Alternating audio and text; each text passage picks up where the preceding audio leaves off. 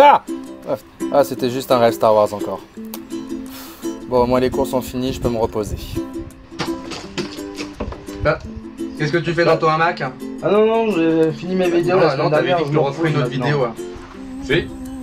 Quoi? Ah, si, t'avais dit que tu referais une autre vidéo. C'était la dernière. Si. Ah non, Oui. Non, j'ai jamais dit que j'en tu sors referais de... une. Si, tu sors de ton hamac. Oui, Non. tu sors de ton hamac. Non, je reste dans mon hamac. Tu vas raccrocher le tableau. Ouais, tu raccroches le tableau. Tu vas faire court. Bon, d'accord. Voilà. Hein? Oui, mais Quoi? la dernière fois aussi, non, on avait dit que tu c'était la raccroches le dernière. hamac, voilà, oui. Puis tu fais court. T'avais dit que t'en faisais une dernière. Ah oui, mais t'avais dit Quoi? que c'était...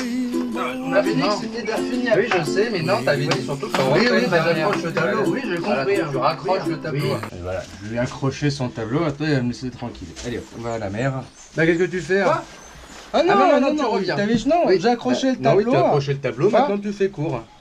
Si? Oui, d'accord. Bah, je vais Et chercher je le repasse après. Bonjour à tous. Alors, le deuxième Monsieur Jego m'a demandé de faire une dernière vidéo, donc je vous fais une dernière vidéo. On va poursuivre le cours sur travail et énergie. La dernière fois, on avait vu une première application, on va en voir une deuxième aujourd'hui. Cette deuxième application, c'est l'application aux oscillateurs. Alors, qu'est-ce que c'est qu'un oscillateur en physique? Eh bien, un oscillateur, c'est par exemple un pendule ou un ressort qui va osciller.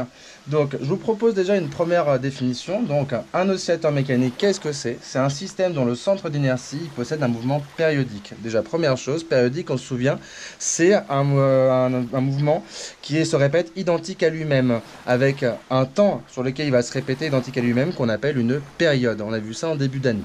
Donc, le centre d'inertie de ce système, il possède un mouvement périodique autour d'une position d'équilibre stable. Et ça, c'est de ça dont on va parler aujourd'hui.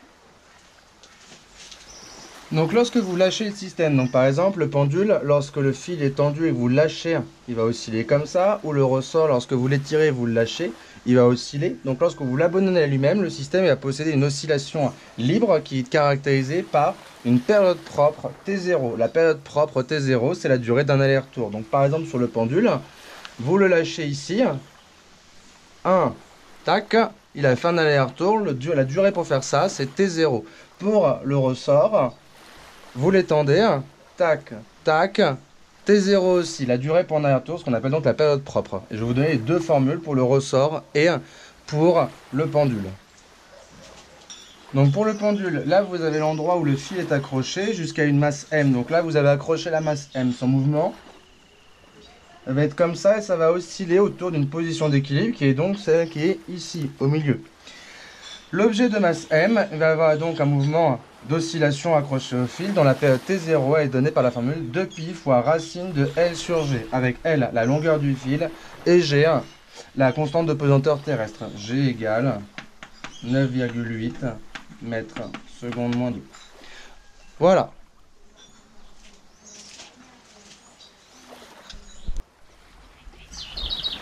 Pour le ressort, vous avez un objet de masse M qui est accroché, vous allez déformer le ressort dans ce sens-là et ensuite il va osciller. Le ressort, il est associé à une constante de raideur K qui caractérise la difficulté que vous allez avoir à déformer le ressort. Vous allez avoir aussi un mouvement d'oscillation exactement comme ce que vous aviez avant avec le pendule. Donc ce mouvement d'oscillation, il va être périodique et la période de ce mouvement, la période propre T0, cette fois-ci, elle est caractérisée par la formule 2π racine de M sur K, avec M la masse de l'objet et K la constante du ressort. Donc vous avez deux formules, celle pour le pendule pour la période d'oscillation du pendule et celle pour la période d'oscillation du ressort. Donc vous regardez dans quelle situation vous vous trouvez pour calculer déjà les périodes.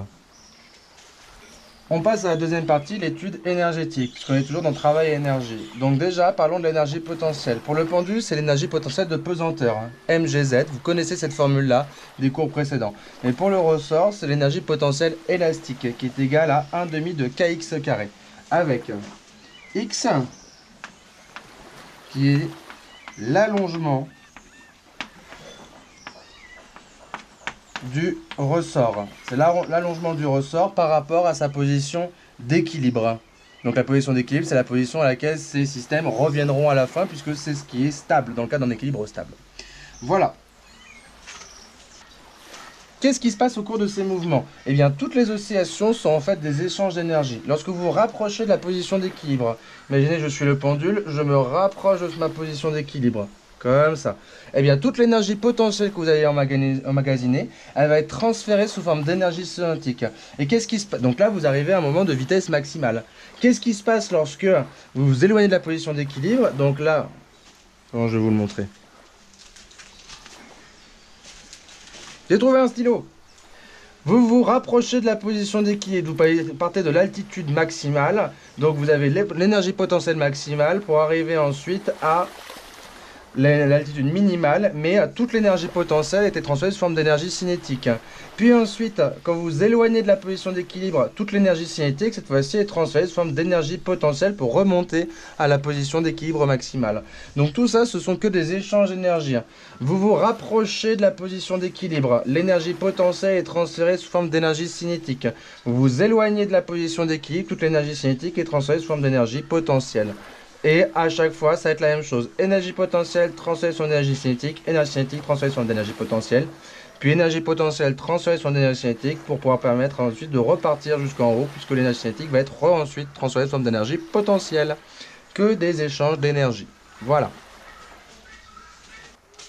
Dernière chose dont on doit parler, c'est l'absence ou non de frottement. En cas d'absence de frottement, vous avez ce qu'on appelle un régime périodique. Ce régime périodique, il est caractérisé par un graphe d'évolution des angles. Donc, vous avez l'endroit où est accroché le fil, la position d'équilibre, vous avez θ max, puis ça arrive à θ max, ça arrive à θ min, minimum, pour ensuite remonter à θ max. Θ max, θ min, θ max, θ min, θ max, θ min, θ max, et ainsi de suite. On revient toujours à un angle θ maximal, et de l'autre côté à un angle θ maximal aussi. Toujours les mêmes valeurs, puisque c'est un régime périodique. Dans ce cas-là, qu'est-ce qui se passe? Lorsque vous êtes à θ max, votre énergie potentielle, EP, elle est maximale. Ensuite, vous avez EC qui est minimal à cet endroit-là. Puis, quand vous allez vous rapprocher de θ min, EP va diminuer, EC va augmenter pour arriver à, donc on était à EP max là, EC min. On va arriver donc ici à EC max lorsqu'on est ici et à EP min, puisque on est, toute l'énergie potentielle étant transférée sous l'énergie cinétique, et ainsi de suite.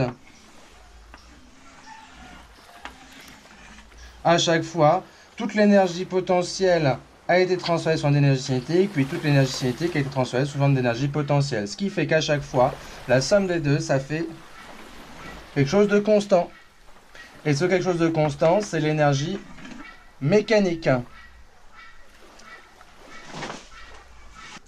Donc sur une période, qu'est-ce qui se passe? Vous avez énergie potentielle maximale, puis énergie potentielle minimale, puis énergie potentielle maximale, puis énergie potentielle minimale, puis re-énergie potentielle maximale. Donc ici, en fait, vous êtes revenu à T0. Ça peut être une façon de trouver la période. Vous savez que EP max, puis transféré sur l'énergie cinétique, puis retransféré sous forme d'EP max, puis transféré sur l'énergie cinétique, puis retransféré sous forme d'énergie potentielle.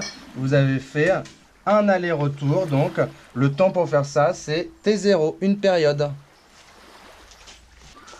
Donc, dans le cas où il n'y avait pas de frottement, le système était soumis uniquement à des forces conservatives, donc son énergie mécanique était bien constante. Dans le cas où il y a des frottements, son énergie mécanique, elle va diminuer. Pourquoi? Parce que la présence de frottement vous fait passer dans un régime qu'on appelle pseudo-périodique. Vous avez toujours une période T0 à chaque fois, mais le mouvement ne se répète pas identique à lui-même.